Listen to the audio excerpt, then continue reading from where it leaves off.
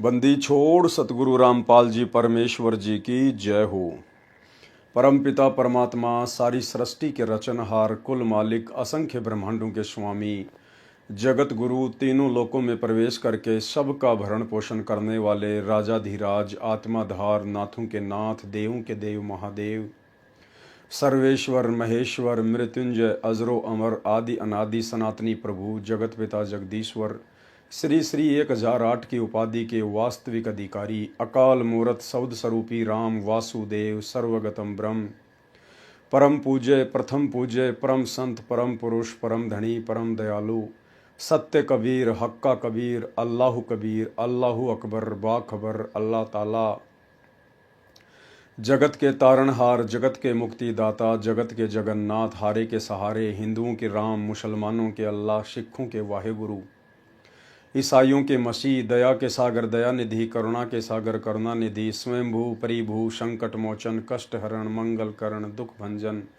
अविगत कबीर, निर्विकार निर्विषम परमात्मा, अलय अलेख सतगुरु, आदि अनादि सतगुरु, असली मर्यादा पुरुषोत्तम, असली राम, असली कृष्ण, असली घनश्याम, असली मुरारी, राजाओं के राजा, महाराजाओं के महाराजा, शहंशाहों के शहंशाह, सम्राटों के सम्राट, भगवानों के भगवान, अल्लाहों के अल्लाह, प्रभुओं के प्रभु, मसीहाओं के मसीह, सच्चे वाहिगुरु, बाबाओं के बाबा, पीरों के पीर, सेठों के सेठ, जगत सेठ, सावड़ सा सेठ, सर्वगुण संपन्न, अनंत कोटि कलाओं के स्वामी, अनंत कोटि ब्रह्मांडों के नायक, योगियों में महायोगी, ध्यानियों में महाध्यानी, सिद्धों में परम सिद्ध, ज्ञानियों में तत्व ज्ञानी, ब्रह्म ज्ञानी, महाज्ञानी, परम ज्ञानी, सर्वश्रेष्ठ ज्ञानी, विज्ञानी, युवा कबीर, समर्थ कबीर, असमवाद, अमित ओजा, सच्चे रहनुमा, करीम अल्लाह, सुभान अल्लाह, दुनिया के अंतिम पैगंबर, 8 सितंबर 1951 से गांव धनाना, जिला सोनीपत, हरियाणा, भारतवर्ष की पावन भूमि पे प्रकट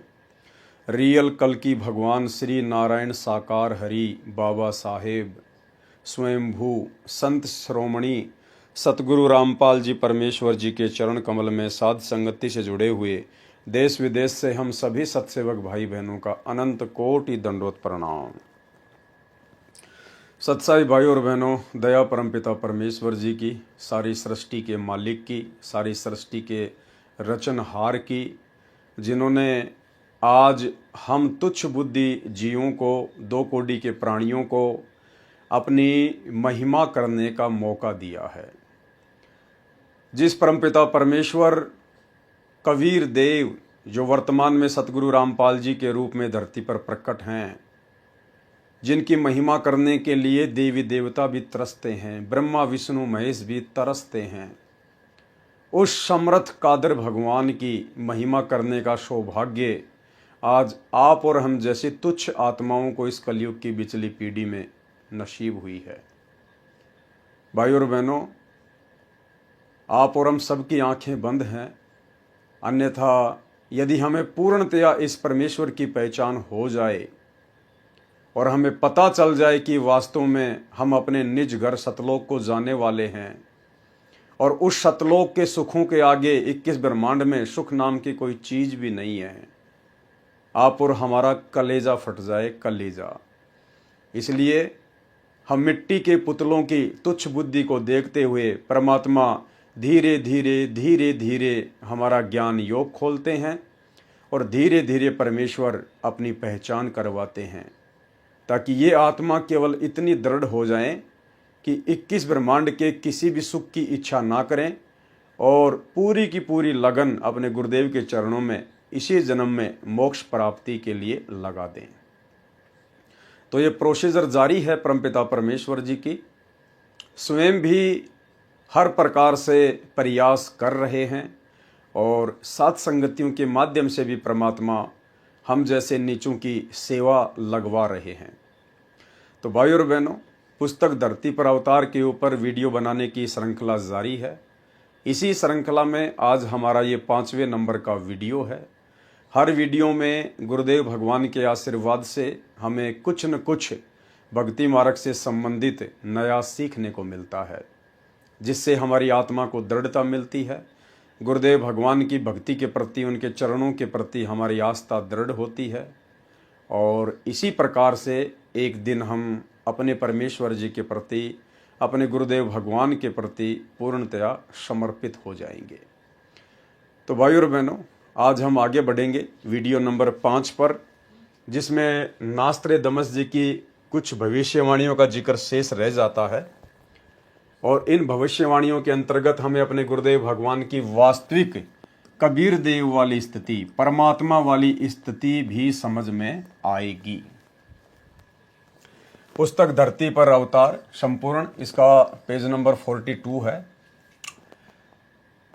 ठहरो ठहरो, स्वर्ण युग यानी राम राज्य आ रहा है। कौन कह रहा है? नास्त्रेदमस जी ने 15वीं शताब्दी में अपनी दिव्य दृष्टि से देखकर यह कह दिया था कि जब वो ठीक का समय आएगा, कलयुग की पिछली पीढ़ी का समय आएगा, जब कलयुग 5505 वर्ष बीत जाएगा, उस समय धरती पर राम राज्य आएगा। राम राज्य, स्वर्ण युग। ठहरो, स्वर्ण युग राम राज्य आ रहा है। एक अधेड़ उम्र का अजोड़ महासत्ता अधिकारी भारत ही नहीं सारी पृथ्वी पर स्वर्ण युग लाएगा, यानी सतयुग जैसा समय लाएगा, और अपने सनातन धर्म का पुनरुत्थान करके, यानी अपने आदि सनातन मानव धर्म का पुनरुत्थान करके दोबारा से अपने आदि सनातन मानव धर्म को धरती पर स्थापित करके यथार्थ भक्ति मार्ग बताकर सर्वश्रेष्ठ हिंदू राष्ट्र बनाएगा। तत्पश्चात ब्रह्मदेश, पाकिस्तान, बांग्ला, श्रीलंका, तिब्बत, अफगानिस्तान, मलाया आदि देशों में वही सार्वभौम धार्मिक नेता होगा। सत्ताधारी चंडाल चौकड़ियों पर उसकी सत्ता होगी। यानी ये जो राजनेता है वर्तमान में, जिस कदर राजनीति बिगड़ चुकी है, गंदी हो चुकी है, इस राजनीति पर भी उसी परम संत की सत्ता होगी। वह नेता अर्थात वह धार्मिक नेता दुनिया को अधाप मालूम होगा, बस देखते रहो। प्रश्न नंबर 40 पर फिर लिखा है, ठहरो, राम राज्य, स्वर्ण युग आ रहा है।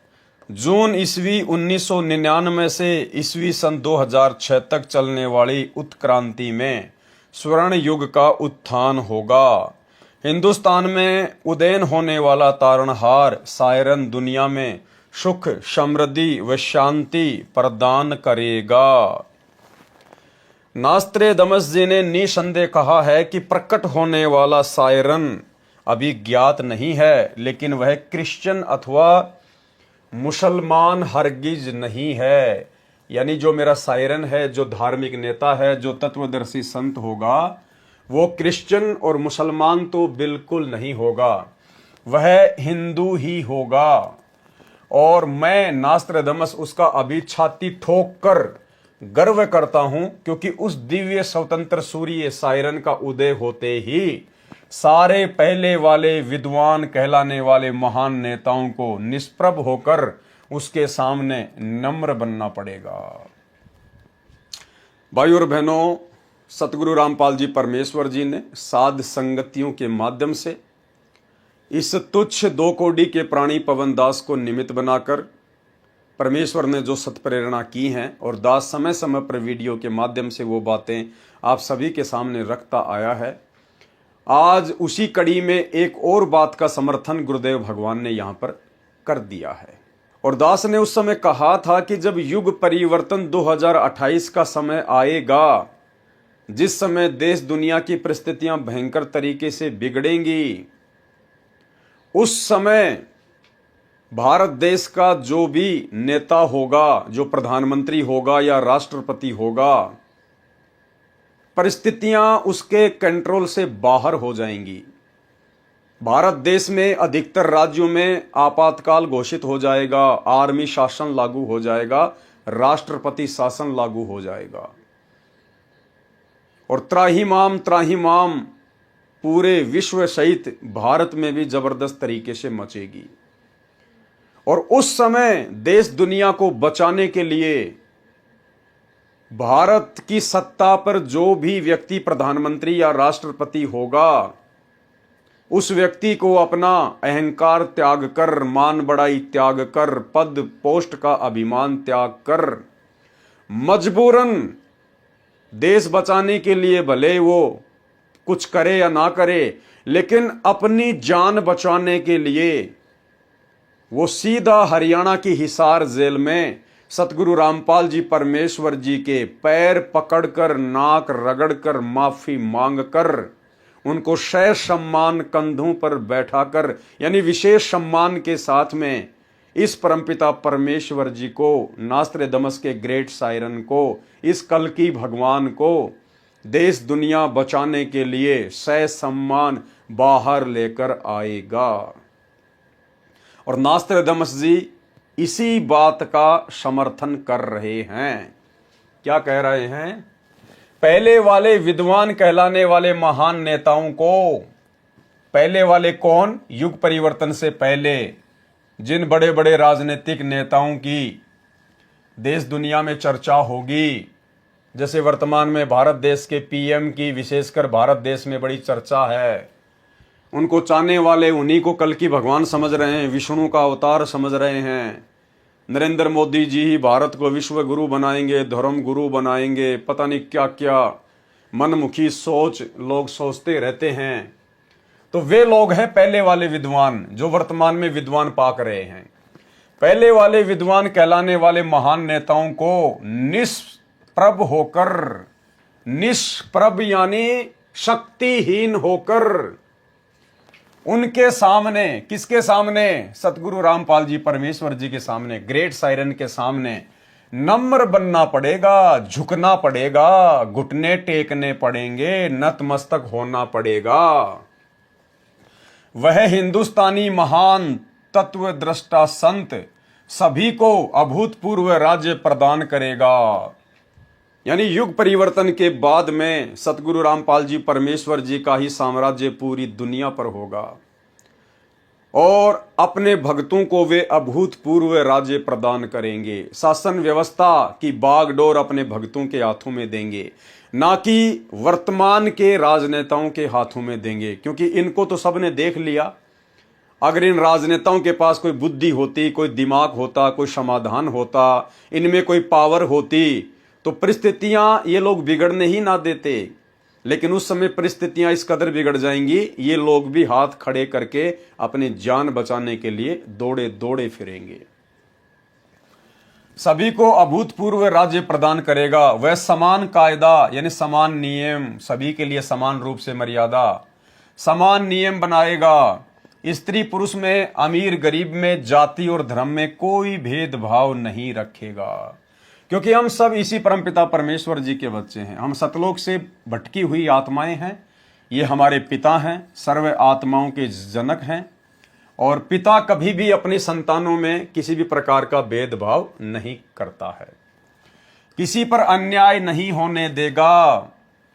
उस तत्वदर्शी संत का सर्व जनता विशेष सम्मान करेगी। माता पिता तो आदरणीय होते ही हैं, परंतु आध्यात्मिकता व पवित्रता के आधार पर उस सायरन तत्वदर्शी संत का माता पिता से भी अलग सरदा स्थान होगा। बिल्कुल डेफिनेटली होगा।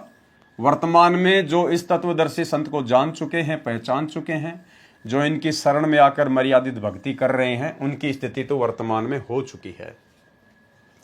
नास्त्रेदमस स्वयं ज्यू वंश का था तथा फ्रांस देश का नागरिक था।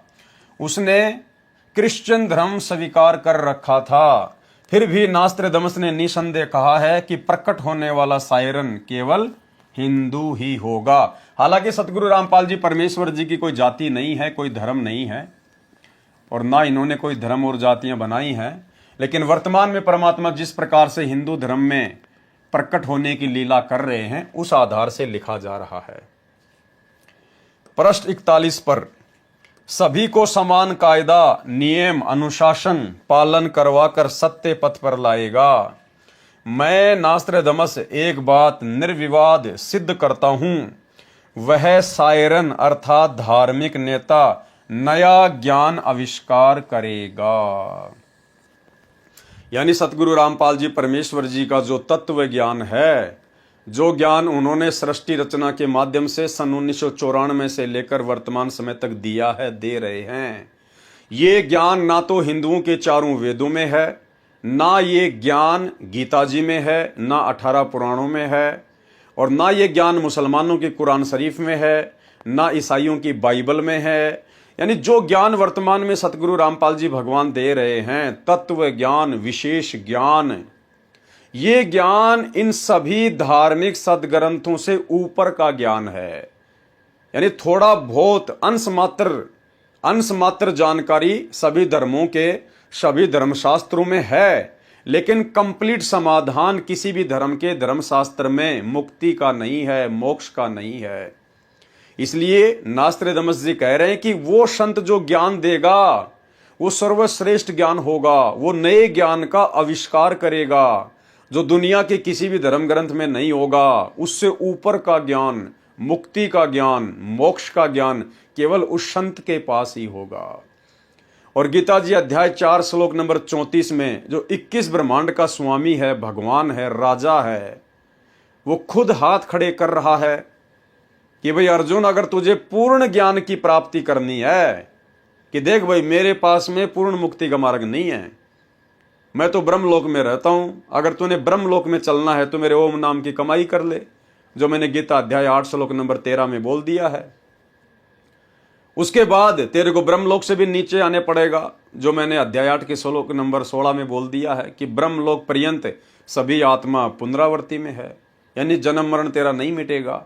अगर तुझे पूर्ण और शाश्वत सुख प्राप्त करना है, अविनाशी लोक की प्राप्ति करनी है, यदि तुझे कभी दोबारा जन्म मरण में वापस नहीं आना है, तो किसी तत्वदर्शी संत की खोज कर, उसको भली भांति दंडोत प्रणाम कर, उसको प्रसन्न करने से वो तत्वदर्शी महात्मा तुझे तत्व ज्ञान का उपदेश करेंगे। तो भाई वेद, गीता, कुरान, पुराण, बाइबल की तो बातें छोड़ दीजिए, इन सब का जो जनक है काल ब्रह्म, उसने भी हाथ खड़े कर दिए कि मेरे पास भी वो पूर्ण ज्ञान नहीं है, वो ज्ञान तो उस तत्वदर्शी संत के पास मिलेगा।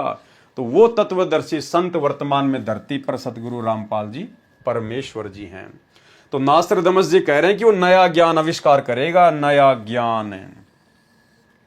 दूसरी बात भाई और बहनों, 650 साल पहले कबीर परमेश्वर आए कलयुग के प्रथम चरण में, काशी के बनारस में, और उन्होंने कहा कि सोहम शब्द हम जग में लाए और सार शब्द हमने गुप्त छुपाए। यानी सोहम शब्द दुनिया के किसी भी शास्त्र में नहीं है, उन शास्त्रों में जो विशेषकर धर्म विशेष की पहचान है। ना हिंदुओं के वेदों में सोहम मंत्र है, ना मुसलमानों के कुरान में, और ना ही ईसाइयों की बाइबल में। किसी भी धर्म ग्रंथ में सोहम मंत्र नहीं है। कबीर परमेश्वर आए, उसके बाद उन्होंने ये सोहम मंत्र लोगों को प्रदान किया, और कबीर परमेश्वर के प्रदान करने के बाद यदि कोई धर्म ग्रंथ लिखे गए हैं, कोई पुस्तकें लिखी गई हैं, उनमें आपको जरूर सोहम मंत्र का जिक्र मिल सकता है। लेकिन कबीर परमेश्वर के इस 21 ब्रह्मांड की सृष्टि में आने से पहले सोहम शब्द यहां के किसी भी प्रचलित ग्रंथ में नहीं था। तो 650 साल पहले परमात्मा ने कहा था कि सोहम शब्द तो हम जग में लाए, पर अभी तक सार शब्द हमने गुप्त छुपाए। तो भाई सार शब्द का आविष्कार वर्तमान में सतगुरु रामपाल जी परमेश्वर जी ने किया है। सार नाम का, सार शब्द का, इसका आविष्कार वर्तमान में सतगुरु रामपाल जी परमेश्वर जी ने किया है। केवल इन्हीं के पास में वो मुक्ति का शब्द है, अन्यथा किसी भी धर्मशास्त्र में नहीं है। तो यहां नास्त्रदमस जी कह रहे हैं कि वह सायरन अर्थात धार्मिक नेता, तत्वदर्शी संत नया ज्ञान आविष्कार करेगा। वह सत्य मार्गदर्शन करवाने वाला तारणहार एशिया खंड में जिस देश के नाम महासागर हिंद महासागर है, उसी नाम वाले हिंदुस्तान देश में जन्म लेगा। वह ना क्रिश्चियन, ना मुसलमान, ना जू होगा, वह निसंदेह हिंदू होगा। अन्य भूतपूर्व धार्मिक नेताओं से बेहतर बुद्धिमान होगा और अंजिके होगा, यानी उसको कोई पराजित करने वाला नहीं होगा। नास्त्रदमस भविष्यवाणी के शतक 6 श्लोक 70 में महत्वपूर्ण संकेत संदेश कह रहा है, उससे सभी प्रेम करेंगे, उसका बोलबाला होगा, उसका भय भी होगा, क्योंकि परमेश्वर के पास में अनंत सिद्धियां हैं। आने वाले समय में आत्माओं को इनसे भय होगा। भय कैसे होगा? इनके ज्ञान से होगा कि अगर गुरुदेव भगवान नाराज हो गए, अगर हमारे परमेश्वर हमारी किसी भी नादानी से, नासमझी से या किसी भी कुकृत्य से यदि नाराज हो गए, तो आत्माओं को फिर इस बात का भी ज्ञान होगा कि अब तुम्हें 84 लाख योनियों में धक्के खाने से कोई नहीं बचा सकता। इसलिए डर कर भक्ति करेंगे, बुरे कर्मों से किनारा करेंगे। इसलिए इनके ज्ञान से लोगों में भय होगा, उसका भय भी रहेगा, कोई भी अपकृत्य करना नहीं सोचेगा। उसका नाम व कीर्ति त्रिखंड में गूंजेगी। उस तत्वदर्शी संत की कीर्ति, उसका यश, उसका बोलबाला, उसकी महिमा त्रिखंड में गूंजेगी। अब भाई और बहनों विचार करो, त्रिखंड क्या है? परमेश्वर ने 3 लोक बताए, 21 ब्रह्मांड, ये एक लोक है पूरा मिला के। अक्षर पुरुष के 7 संख ब्रह्मांड, ये दूसरा लोक है। और शतलोक से लेके अनामी लोक, ये तीसरा लोक है। इन तीनों लोकों में सतगुरु रामपाल जी परमेश्वर जी की ही महिमा गूंजेगी, इन्हीं का बोलबाला होगा। तो भाई और बहनों अब एक बात बताइए, यदि इनके अलावा कोई और कबीर है, जैसे आम संगत, सतलोक आश्रमों से जुड़ी हुई नादान संगत, एक दाढ़ी मूछ वाली कबीर जी की समझे जाने वाली नकली फोटो को भगवान मानती है, कबीर जी मानती है। यदि सतगुरु रामपाल जी के अलावा यदि कोई और कबीर है, तो फिर उसकी महिमा का क्या होगा? फिर उसके लिए तो तीनों लोकों में जगह ही नहीं बची। भाई बोलबाला तो भगवान का होता है ना, महिमा तो भगवान की होती है। और नास्त्रदमस जी कह रहे हैं कि त्रिखंड में, तीनों लोकों में उसी की महिमा होगी। उसी की महिमा किसकी? ग्रेट सायरन की, तत्वदर्शी संत की, सतगुरु रामपाल जी भगवान की। तो भाई इनके अलावा और कोई भी भगवान नहीं है, कोई भी कबीर नहीं है। और यदि इनके अलावा कोई दाढ़ी मूंछ वाला कबीर कहीं बैठा है, तो फिर इनकी महिमा नहीं हो सकती, क्योंकि फिर भगवान से बड़ा कौन होता है? तो नास्त्रदमस की भविष्यवाणी को भी झूठ नहीं कह सकते। इसलिए वो कबीर जिसकी त्रिखंड में महिमा गूंजेगी, वे स्वयं सतगुरु रामपाल जी परमेश्वर जी के रूप में धरती पर प्रकट हैं। उसका नाम व कीर्ति त्रिखंड में गूंजेगी, अर्थात आसमानों के पार उसकी महिमा का बोलबाला होगा। अब तक अज्ञान निंद्रा में गाढ़े सोए हुए समाज को तत्व ज्ञान की रोशनी से जगाएगा। सर्व मानव समाज हड़बड़ाकर जागेगा, यानी सबकी आंखें खुलेंगी। ज्ञान से बहुत ही कम लोगों की आंखें खुलती हैं। ज्ञान से तो अभी तक सतगुरु रामपाल जी परमेश्वर जी की खुद की 90% संगत की ही आंखें बंद पड़ी हैं। जब वो भय वाला वातावरण पूरी दुनिया में आएगा, युग परिवर्तन के समय में हर तरफ मौतों का तांडव होगा, उस समय लोगों की आंख खुलेंगी, हड़बड़ा कर जागेंगे कि हम जिन पत्थरों के भगवानों के ऊपर आश्रित होके बैठे थे, आज वो भगवान ढूंढने से भी दिखाई नहीं दे रहे। हम जिन मंदिरों में जा जाके भगवानों के आगे घंटियां बजा रहे थे, मस्जिदों में मज़ारों पर जाके चादरें चढ़ा रहे थे, गुरुद्वारों में पाठ कर रहे थे, चर्चों में जाके यूं किया करते थे, आज वो कोई भी भगवान ढूंढने से भी दिखाई नहीं दे रहा। अब कैसे जान बचेगी? हमने तो समय बर्बाद कर दिया, अपनी भक्ति बर्बाद कर दी। हमने तो पत्थरों को, मुर्दों को भगवान मान मान के अपना जीवन बर्बाद कर लिया। और उस समय अपनी जीवन रक्षा के लिए, अपने परिवार की रक्षा के लिए मजबूरन लोगों को सतगुरु रामपाल जी परमेश्वर जी की शरण में आना पड़ेगा। सर्व मानव समाज हड़बड़ा कर जागेगा, उसके तत्व ज्ञान के आधार से भक्ति साधना करेगा, सर्व समाज से सत्य साधना वो करवाएगा, जिस कारण सर्व साधकों को अपने आदि अनादि स्थान सत्य लोक में अपने पूर्वजों के पास ले जाकर वहां स्थायी स्थान प्राप्त करवाएगा, अर्थात वारिस बनाएगा।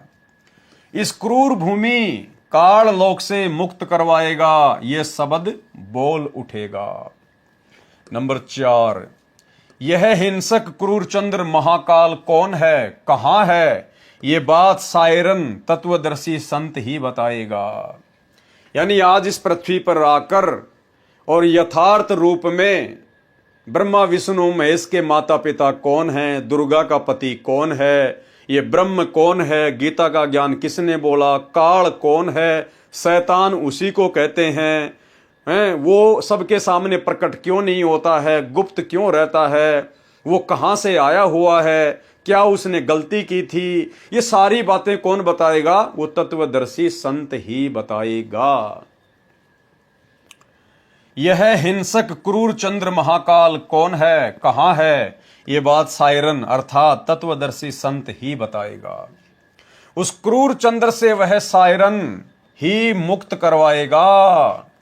सायरन अर्थात तत्वदर्शी संत के कारगिर्द में इस भूतल की पवित्र भूमि हिंदुस्तान में स्वर्ण युग का अवतरण होगा, फिर वह पूरे विश्व में फैलेगा। यानी सबसे पहले भारत देश में परमेश्वर जी का ज्ञान फैलेगा, सबसे ज्यादा अनुयायी इनके भारत देश में बनेंगे, उसके बाद फिर पूरे विश्व में इनका ज्ञान फैलेगा।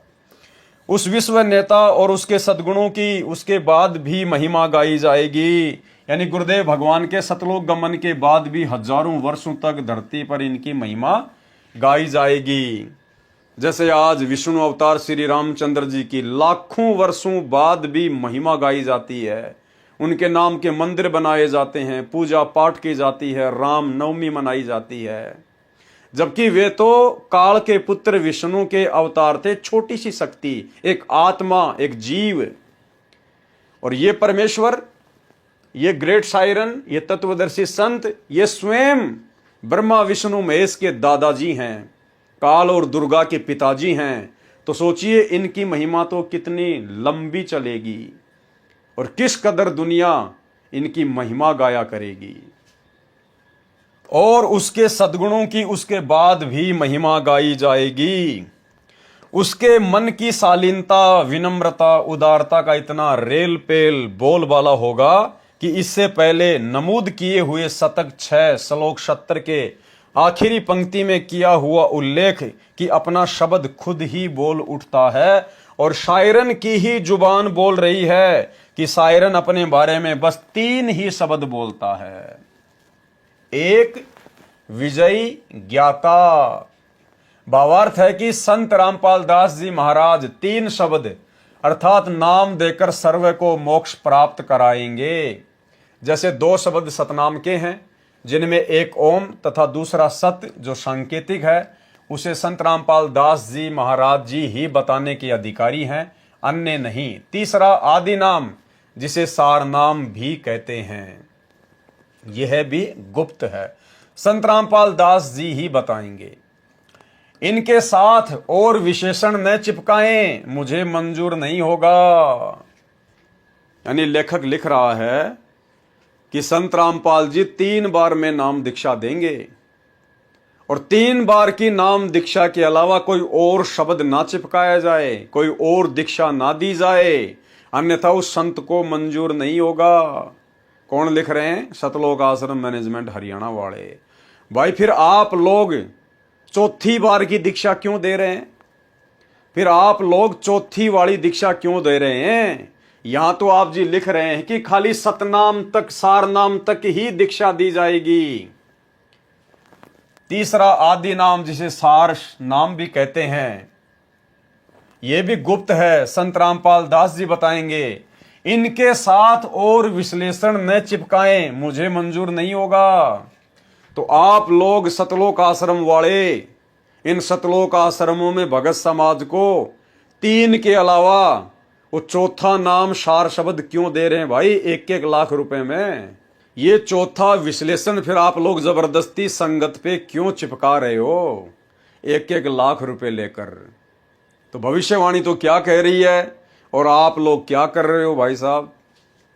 तो ये मनमाना आचरण है वर्तमान में गुरुदेव की गैर हाजिरी में इन सतलोक आश्रमों में जो चौथा नाम दिया जा रहा है सार शब्द, ये जबरदस्ती का विश्लेषण चिपकाया जा रहा है नास्त्रदामस की भविष्यवाणी के अनुसार। क्योंकि चौथे नाम की जो दीक्षा होती है उसमें कोई मंत्र वगैरह नहीं दिया जाता है, उसमें कोई शब्द वगैरह नहीं दिया जाता है। सार शब्द तो सतगुरु आपको अनुभव करवाएगा। यानी सार नाम का जब हम जाप करेंगे मर्यादा में रह के, तो सार नाम के जाप की कमाई से, उसके सुमरण की कमाई से सार शब्द स्वतः ही प्रकट होता है। सार शब्द कोई देने की चीज नहीं है, सार शब्द कोई देने का कोई मंत्र नहीं है। जिस प्रकार से इन सतलोक आश्रमों में 1-1 लाख रुपए दे के वो मंत्र दिए जा रहे हैं। गुरुदेव भगवान ने एक सत्संग में बताया कि जिस प्रकार ढोलक होता है, ढोलक, और ढोलक के जब थाप मारी जाती है, डंडे मारे जाते हैं, और जो धुन प्रकट होती है, जो आवाज जो प्रकट होती है, उसको कहते हैं सार शब्द। तो बताइए भाई और बहनों, इन सतलोक आश्रमों में तो भगत भाई बहनों को 3 नाम का वो मंत्र दिया जाता है और कहते हैं कि ये सार शब्द है, इसका जाप करो। जबकि आपको गुरुदेव का सत्संग सुना रहा हूं, ध्यान से सुन लीजिए कि सार शब्द क्या है। सार शब्द कोई मंत्र नहीं है, कोई शब्द नहीं है, कोई जपने का नहीं है। सार शब्द तो सार नाम की कमाई से प्रकट होगा, सतगुरु करवाएगा। यानी अपनी खुद की पहचान करवाएगा कि धरती पर कबीर कौन है। जब तक गुरु को कबीर नहीं मानेगा तेरा मोक्ष नहीं होगा। तो सुनिए छोटा सा गुरुदेव का सत्संग कि सार शब्द वो तो ढोलक की धुन की तरह है। अब धुन कोई शब्द नहीं होती है, धुन कोई मंत्र नहीं होता है। तो बताइए फिर इन आश्रमों में सार शब्द के नाम पे वो 3 मंत्र भक्तों को देके क्यों मूर्ख बनाया जा रहा है। सुनिए। ढोल का डंडा मारांगे जो आवाज होगी वह असली आवाज से, और ढोल के खोसड़े मारांगे तो वह आवाज नहीं देगी। यानी उस नाम का सांस से उससे का जाप करेंगे तो वो वस्तु मिलेगी, यानी वो नाम वही होगा। तो यहाँ कहते हैं वहां सोहम की झनकार है। सोहम नाम से जो वस्तु उत्पन्न, जो धुन उत्पन्न होती है। अब धुन क्या से? धुन वो है जो उसमें धुन होती है, जैसे एक ढोल एक डंडा, उनसे जो चीज बनी वह उनकी असली आवाज। ना तो ढोल तान दाव है और ना डंडे आवन दावेगा, जो उस तान बनेगी धुन। तो वो सतनाम के जापते, सार नाम के जापते जो वस्तु प्राप्त होगी, बनेगी, उसको सार शब्द कहते हैं, उसको धुनात्मक शब्द कहते हैं। सतनाम के जापते, सार नाम के जापते जो वस्तु प्राप्त होगी, बनेगी, उसको सार शब्द कहते हैं, उसको धुनात्मक शब्द कहते हैं। सतनाम के जापते, सार नाम के जापते जो वस्तु प्राप्त होगी, बनेगी, उसको सार शब्द कहते हैं, उसको धुनात्मक शब्द कहते हैं। इसके साथ और विशेषण न चिपकाएं, मुझे मंजूर नहीं होगा। यह पृष्ठ 42 वाला 4 उल्लेख वाणी शतक 6 श्लोक 71 है। हिंदू सायरन अपने ज्ञान से दैप्तीयमान उतुंग ऊंचा स्वरूप का विधान तत्व ज्ञान फिर से बिना शर्त उजागर करेगा और मानवीय संस्कृति निर्धोक संवारेगा, इसमें संदेह नहीं है। अभी किसी को मालूम नहीं, लेकिन अपने समय पर जैसे नरसिंह अचानक प्रकट हुआ था, ऐसे ही वह विश्व महान नेता ग्रेट सायरन अपने तर्क शुद्ध अचूक आध्यात्मिक ज्ञान और भक्ति तेज से विख्यात होगा। यानी 2028 के आसपास जो युग परिवर्तन का समय होगा, उस समय ये दुनिया जिस कल्कि भगवान को आजकल यूट्यूब पर जोर शोर से ढूंढ रही है, जिस कल्कि भगवान को लेकर दुनिया भविष्य मालिका में भविष्यवाणियां खोज रही है, वो कल्कि भगवान सतगुरु रामपाल जी परमात्मा है। और ये उस समय अचानक से पूरी दुनिया के सामने प्रकट होंगे, अर्थात पूरी दुनिया में सतगुरु रामपाल जी परमेश्वर जी रियल कल्कि भगवान का ही बोलबाला होगा। मैं नास्त्रदामस अचंभित हूं, मैं ना उसके देश जहां से अवतरित होगा अर्थात सतलोक देश को तथा ना उसको जानता हूं। मैं उसे सामने देख भी रहा हूं, क्योंकि वो अपनी दिव्य दृष्टि से सतगुरु रामपाल जी परमेश्वर जी के वर्तमान इस स्वरूप को देख रहा था। तो वो कह रहा है कि ना तो मैं उसके उस देश से आया हूं जहां से वो धरती पर आके अवतरित होगा, वो प्रकट होगा, और ना मैं उसको जानता हूं, क्योंकि वो 15वीं सदी में भविष्यवाणी कर रहा था। लेकिन वो अपनी आध्यात्मिक शक्ति से, परमेश्वर की रजा से, सतगुरु रामपाल जी परमेश्वर जी के वर्तमान स्वरूप को देख रहा था। मैं ना उसके देश जहां से अवतरित होगा अर्थात सतलोक देश को, तथा ना उसको जानता हूं, मैं उसे सामने देख भी रहा हूं। उसकी महिमा का शब्द बद में कोई मिसाल नहीं कर सकता। बस उसे ग्रेट सायरन, महान धार्मिक नेता कहता हूं। अपने धर्म बंधुओं की शब्दकालीन समस्या से, दयनीय अवस्था से बेचैन होता हुआ, स्वतंत्र ज्ञान सूर्य का उदय करता हुआ, अपने भक्ति तेज से जग का तारणहार, 5वें शतक 20वीं सदी के अंतिम वर्ष में ईस्वी सन 1999 अधेड़ उम्र का विश्व का महान नेता जैसे तेजस्वी सिंह मानव ग्रेट सायरन उद्विग्न अवस्था से चौखट लांघता हुआ मेरे नास्त्रदमस के मन का भेद ले रहा है। क्या लिखा है नास्त्रदमस जी ने? उद्विग्न अवस्था से चौखट लांघता हुआ, यानी 2000 के बाद में सतगुरु रामपाल जी परमेश्वर जी ने सर्व धर्मशास्त्रों को खोल खोल कर दिखाना शुरू कर दिया था। उन्होंने सभी धर्मशास्त्रों से प्रमाण भगत समाज को दिखाने शुरू कर दिए थे। उसके विषय में यहां पर कहा जा रहा है कि वो उद्विग्न अवस्था से चौखट लांघता हुआ, यानी घर घर जाकर, गांव गांव जाकर, नगर नगर जाकर वो अपने तत्व ज्ञान का प्रचार करेगा। और मैं उसका स्वागत करता हुआ आश्चर्यचकित हो रहा हूं, उदास भी हो रहा हूं, क्योंकि उसका दुनिया को ज्ञान न होने से मेरा सायरन तत्वदर्शी संत उपेक्षा का पात्र बन रहा है। मेरी नास्त्रदमस की चित्त भेदक भविष्यवाणी की और उस वैश्विक सिंह मानव की उपेक्षा ना करें। उसके प्रकट होने पर तथा उसके तेजस्वी तत्व ज्ञान रूपी सूर्य उदय होने से आदर्शवादी श्रेष्ठ व्यक्तियों का पुनरुत्थान तथा स्वर्ण युग का प्रभात शतक 6 में आज ईस्वी सन 1555 से 450 वर्ष बाद अर्थात 2006 में, उसके पश्चात अर्थात 2006 में शुरुआत होगी। इस कृतार्थ शुरुआत का मैं नास्त्रदमस दृष्टा हो रहा हूं, यानी मैं चश्मदीद गवाह हूं। मैं अपनी आध्यात्मिक दृष्टि से वो समय देख रहा हूं।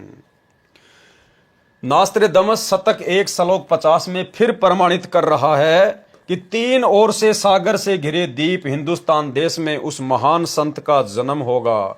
उस समय तत्व ज्ञान के अभाव से अज्ञान अंधेरा होगा, नैतिकता का पतन होकर हाहाकार मचा होगा। वह सायरन धार्मिक नेता गुरुवर अर्थात गुरु जी को वर अर्थात श्रेष्ठ मानकर अपनी साधना करेगा। ऐसा क्यों करेगा वो धार्मिक नेता? गुरु को श्रेष्ठ मानकर भक्ति क्यों करेगा, क्यों करवाएगा?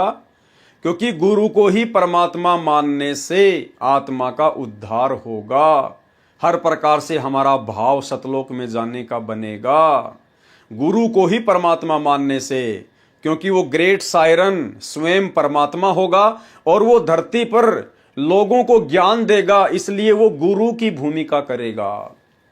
इसलिए वो एक मुंह बोला गुरु बनाकर गुरु को महान बताएगा, गुरु की महिमा करेगा, गुरु को श्रेष्ठ बताकर भक्ति करेगा, ताकि उसके फॉलोवर भी, उस तत्वदर्शी संत के फॉलोवर भी अपने गुरु को ही सर्वश्रेष्ठ मानकर भक्ति करें। गुरु जी को वर अर्थात श्रेष्ठ मानकर अपनी साधना करेगा तथा करवाएगा। वह धार्मिक नेता तत्वदर्शी संत अपने धर्म बल अर्थात भक्ति की शक्ति से तथा तत्व ज्ञान द्वारा सर्व राष्ट्रों को नतमस्तक करेगा। एशिया में उसे रोकना अर्थात उसके प्रचार में बाधा करना पागलपन होगा। नोट: नास्त्रदमस की भविष्यवाणी फ्रांस देश की भाषा में लिखी गई थी। बाद में एक पॉल ब्रंटन नामक अंग्रेज ने इस नास्त्रदमस की भविष्यवाणी सेंचुरी ग्रंथ को फ्रांस में कुछ वर्ष रहकर समझा, फिर इंग्लिश भाषा में लिखा। उसने गुरुवार शब्द को बृहस्पति गुरुवार अर्थात थर्सडे जानकर लिख दिया, कि वह अपनी पूजा का आधार बृहस्पतिवार को बनाएगा। वास्तव में गुरुवर शब्द है गुरुवर, जिसका अर्थ है सर्व गुरुओं में जो एक तत्व ज्ञाता श्रेष्ठ है। गुरुवर का मतलब होता है सर्व गुरुओं में सर्वश्रेष्ठ। गुरु यानी गुरु और वर यानी श्रेष्ठ, जो गुरुओं का गुरु होगा, सतगुरु होगा, सच्चा गुरु होगा।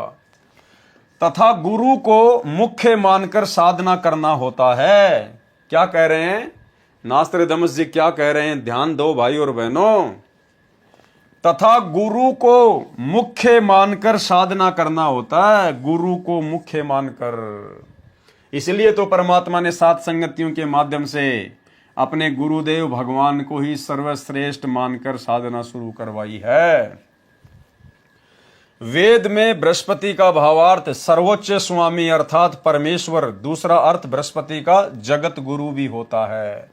जगत गुरु तथा परमेश्वर भी बृहस्पति का ही बोधक है। वह अधेड़ उम्र में तत्व ज्ञान का ज्ञाता तथा ज्ञेय होकर त्रिखंड में कीर्तिमान होगा। मुझ नास्त्रदामस को उसका नया उपाय साधना मंत्र ऐसा जालिम मालूम हो रहा है जैसे सर्प को वश करने वाला गारुड़ मंत्र से महाविशैले सर्प को वश कर लेता है। वह नया उपाय, नया कायदा बनाने वाला तत्ववेता दुनिया के सामने उजागर होगा। उसी को मैं नास्त्रदामस अचंभित होकर ग्रेट साइरन बता रहा हूं। उसके ज्ञान के दिव्य तेज के प्रभाव से उस दीप कल्प भारतवर्ष में आक्रामक तूफान खलबली मचेगी, यानी दुनिया जागेगी। नकली पाखंडी धर्म गुरुओं के अंदर खलबली मचेगी, अर्थात अज्ञानी संतों द्वारा विद्रोह किया जाएगा। उसको शांत करने का उपाय भी उसी को मालूम होगा। जैसे जालिम सरपनी को वश किया जाता है, वह सिंह के समान शक्तिशाली। ध्यान देना भाई और बहनों, मुख्य मुख्य पॉइंट कभी कभी आते हैं, किसी किसी पेज पर कुछ एक लाइन होती है जो हमें गहरी शिक्षा देती है, जो हमारे विश्वास को दृढ़ करती है। तो क्या कहा जा रहा है यहां पर नास्त्रदामस जी के द्वारा?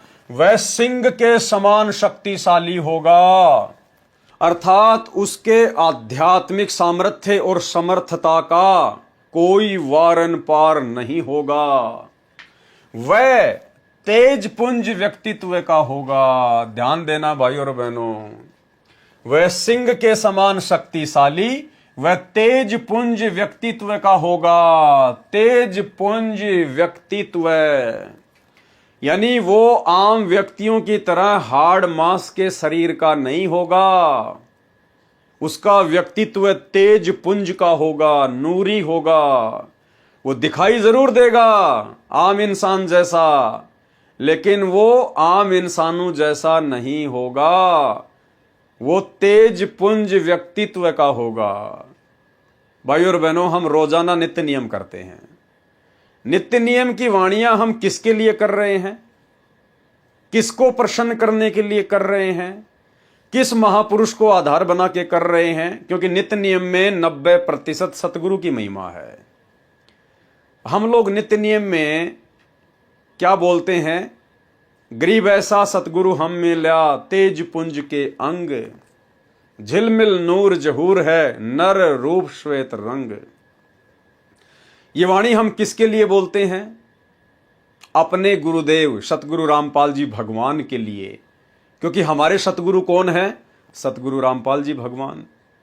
हम नित्य नियम हम किसको प्रसन्न करने के लिए करते हैं? किसकी महिमा के लिए करते हैं?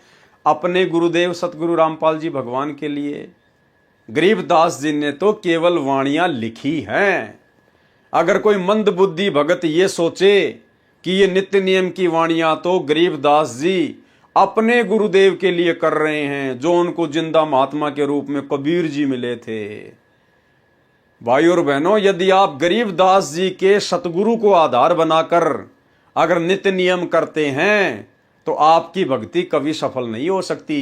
क्योंकि आप तो अपने गुरु को छोड़कर और गरीबदास जी के गुरु की महिमा कर रहे हैं रोज।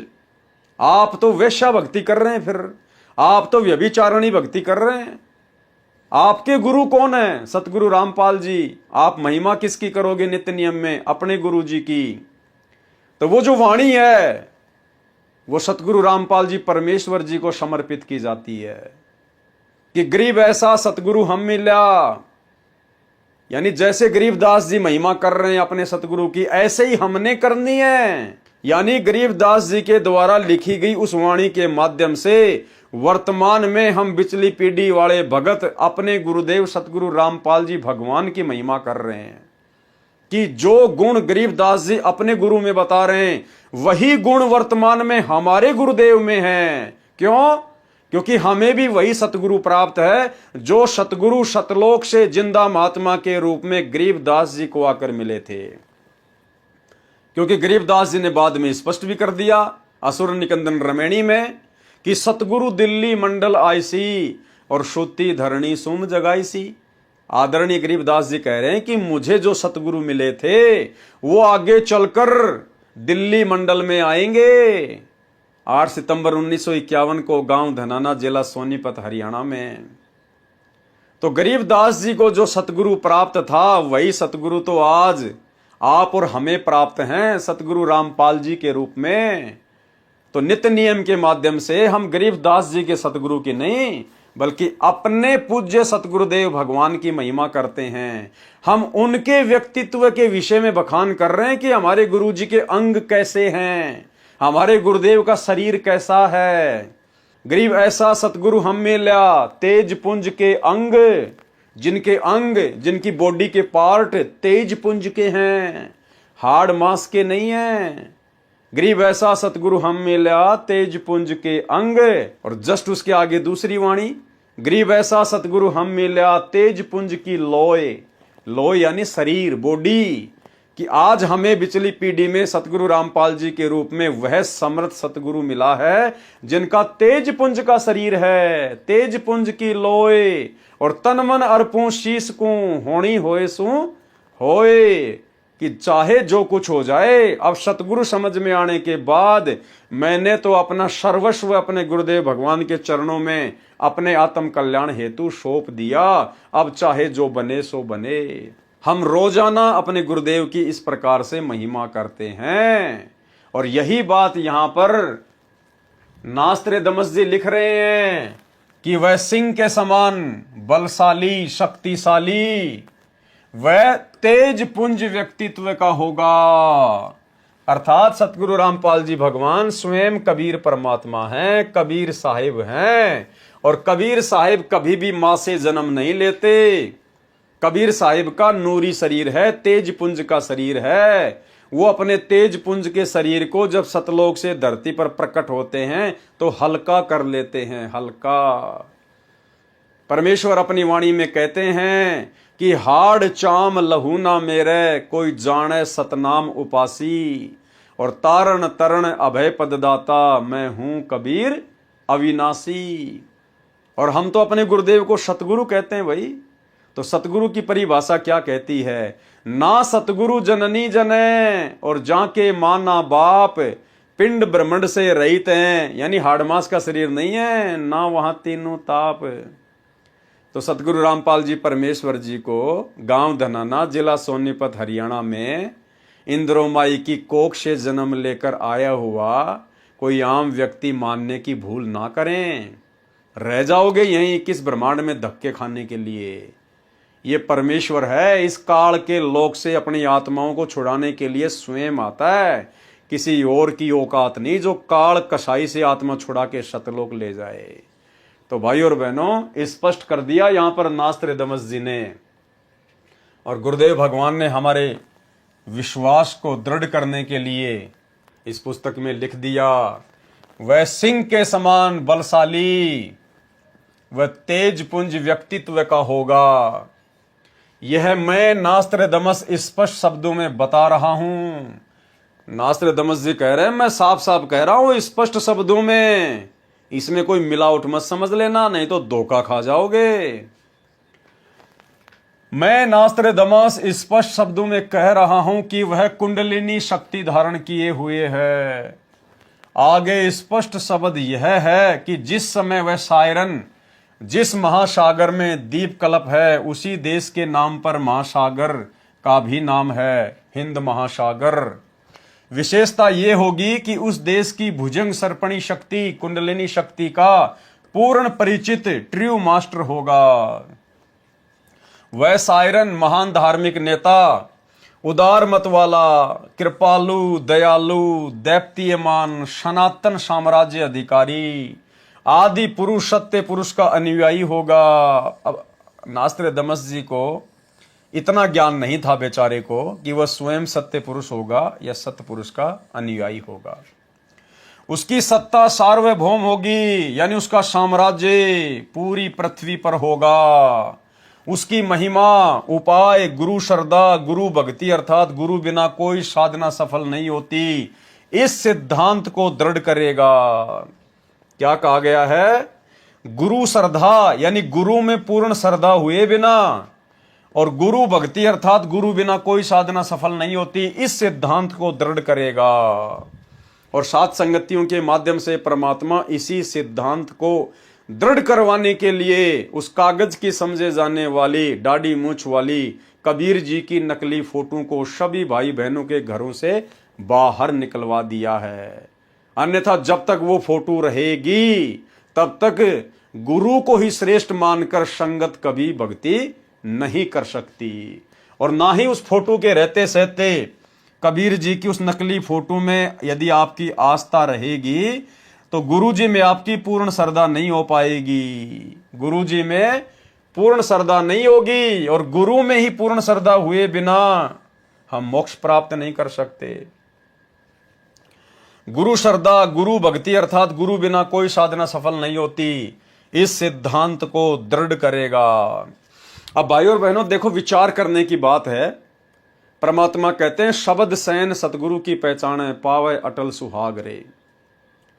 परमेश्वर जी बार बार अपने सत्संगों में कहते हैं, दास आपको सत्संग सुनाएगा भी। गुरुदेव भगवान कहते हैं कि वो परमात्मा अज्ञान अंधेरे को हटाने के लिए, वो परमात्मा अज्ञान अंधेरे को हटाने के लिए तत्वदर्शी संत के रूप में प्रकट होकर, तत्वदर्शी संत के रूप में प्रकट होकर और अपनी नेक आत्माओं को आकर मिलता है। ये उसका विधान है, विधान। यानी गुरुदेव भगवान ने कबीर जी का फाइनल विधान बता दिया। विधान का मतलब होता है फिर उसमें इधर उधर की बातें नहीं होती, मीन मेख नहीं होती। पहले आप ये छोटा सा सत्संग सुन लीजिए, 30 सेकंड का सुनिए। पुण्यात्माओं, अज्ञान को हटाने के लिए परमात्मा स्वयं आते हैं और वो एक तत्वदर्शी संत की भूमिका करते हैं, यानी तत्व ज्ञान प्रचार करते हैं। अच्छी आत्मा को मिलते हैं, उनको अपने सामर्थ्य से परिचित कराते हैं। ये विधान है परमात्मा का। तो भाई और बहनों, वीडियो आपने सुना। वीडियो में सिर्फ इसी बात पे जोर दिया गया कि परमात्मा का विधान क्या है। विधान है कि वो परमात्मा सतलोक से तत्वदर्शी संत की भूमिका निभाते हुए खुद ही प्रकट होता है, अज्ञान अंधेरे को अपने तत्व ज्ञान के प्रचार प्रसार से दूर करता है और अपनी नेक आत्माओं को आकर मिलता है। यह विधान है कबीर भगवान का। अब यदि सतलोक आश्रमों से जुड़ी हुई 90% संगत ये माने कि कबीर जी तो सतलोक में बैठे हैं, क्योंकि 90% संगत तो आज भी वो दाढ़ी मूंछ वाली कबीर जी के नकली फोटो को ही कबीर मानती है। इसलिए तो जून के महीने में उसका कबीर प्रकट दिवस मनाती है और अपने गुरु जी का 8 सितंबर को अवतरण दिवस के बहाने जन्मदिन मनाती है। तो भाई बहन जो सतलोक आश्रमों से जुड़े हुए हैं, उनके अनुसार यदि आज कबीर जी स्वयं ना आकर और संत रामपाल जी को भेज दिए हैं, जैसा कि वो जानते हैं, समझते हैं, उनका मानना भी है कि कबीर जी नहीं आए सतलोक से, उन्होंने संत रामपाल जी को अपनी शक्ति देके भेज रखा है। तो भाई इसका मतलब फिर आप 90% भाई बहन जो इन आश्रमों से जुड़े हुए ना, आप नेक आत्मा नहीं हो और ना ही आप लोगों का मोक्ष हो सकता है, क्योंकि अभी आपने जो वीडियो सुना उसमें परमात्मा का विधान बताया गया है कि वो परमात्मा तत्वदर्शी संत की भूमिका में अज्ञान अंधेरे को हटाता है और नेक आत्माओं को आकर मिलता है। किनको? नेक आत्माओं को। तो आप लोगों के अनुसार वो कबीर जी तो आज धरती पे आए नहीं जिनको आप कबीर मानते हो, दाढ़ी मूछ वाले को। और उनका विधान है कि वो अपनी नेक आत्माओं को आके मिलता है। तो आज वो आए नहीं तो आप लोगों को मिले नहीं, और आप लोगों को मिले नहीं इसका मतलब आप लोग नेक आत्मा नहीं हो। और नेक आत्मा नहीं हो तो फिर तुम सतलोक कैसे चले जाओगे? अब बताओ, अगर कोई गलत बात बोली जा रही है तो। गुरु जी ने विधान बता दिया कि वो परमात्मा अपने नेक आत्माओं को आके मिलता है, उसका विधान है। तो आप लोगों के अनुसार यदि वो दाढ़ी मूछ वाला ही कबीर है तो भाई वो तो आप लोगों को आज आके मिला ही नहीं, क्योंकि संत रामपाल जी के तो कोई दाढ़ी मूछ वगैरह नहीं है। तो आप तो नेक आत्मा नहीं हो, क्योंकि आपको तो कबीर जी आके मिले नहीं सतलोक से। आपको तो संत रामपाल जी मिले आके, इनको आप कबीर मानते नहीं। तो भाई और बहनों, उस वीडियो में यह भी कहा गया है कि वो तत्वदर्शी संत के रूप में प्रकट होता है और अपनी नेक आत्माओं को आके मिलता है, ये उसका विधान है। तो आज तत्वदर्शी संत की भूमिका कौन कर रहा है? नेक आत्माओं को आके अपना तत्व ज्ञान आज कौन समझा रहा है? अज्ञान अंधेरे को 13वां कबीर पंथ चला के कौन मिटा रहा है? सतगुरु रामपाल जी। तो ये स्वयं ही कबीर भगवान है। गुरु श्रद्धा, गुरु भक्ति अर्थात गुरु बिना कोई साधना सफल नहीं होती। इस सिद्धांत को दृढ़ करेगा तत्व ज्ञान का सत्संग करके प्रथम अज्ञान निंद्रा में सोए अपने धर्म बंधुओं हिंदुओं को जागृत करके अंधविश्वास के आधार पर साधना कर रहे श्रद्धालुओं को शास्त्र विधि रहित साधना का बुर्का फाड़ कर गूढ़ गहरे ज्ञान तत्व ज्ञान का प्रकाश करेगा। अपने सनातन धर्म का पालन करवाकर समृद्ध शांति का अधिकारी बनाएगा। तत्पश्चात उसका तत्व ज्ञान संपूर्ण विश्व में फैलेगा। उस महान तत्वदर्शी संत के ज्ञान की कोई भी बराबरी नहीं कर पाएगा। तो भाई और बहनों, बहुत बड़ी दया, बहुत बड़ी मेहर सतगुरु रामपाल जी भगवान की, जो परमेश्वर प्रतिदिन आप और हम भाई बहनों को किसी न किसी बहाने, चाहे किसी सत्संग के बहाने, चाहे किसी पुस्तक के ऊपर वीडियो के बहाने, या किसी साध संगति के बहाने, ज्ञान चर्चा के बहाने, हमें परमेश्वर रोजाना किसी न किसी नई आध्यात्मिक जानकारी से रूबरू करवाते हैं, जिससे हमारी आस्था, हमारी लगन, हमारा समर्पण, हमारा विश्वास, हमारी दृढ़ता, भक्ति और हमारे गुरुदेव भगवान के प्रति बनी रहती है। और यही लगन हमें सतलोक में बैठाएगी, मर्यादा तुड़वाने से बचाएगी। तो भाई और बहनों, आज इस पुस्तक धरती पर अवतार के ऊपर हमारा ये 5 नंबर का पार्ट था। आज के वीडियो में केवल हम इतनी ही चर्चा कर पाएंगे, और इसके बाद कल रात्रि 9 बजे हम इसके पार्ट नंबर 6 पर लाइव आएंगे। तब तक गुरुदेव भगवान हमें आज्ञा दे, इजाजत दे, आशीर्वाद दे। बंदी छोड़ सतगुरु रामपाल जी भगवान की जय हो।